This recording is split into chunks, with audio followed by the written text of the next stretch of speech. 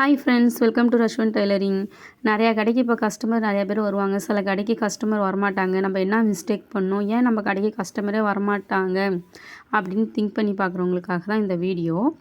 இப்போ அந்த கடைக்கு ஏன் கஸ்டமர் வராங்க, இந்த கடைக்கு ஏன் கஸ்டமர் வரமாட்டேங்கிறாங்கன்னு நம்ம யோசித்து பார்க்குறதோட நம்ம கடையை இம்ப்ரூவ்மெண்ட் பண்ணணும்.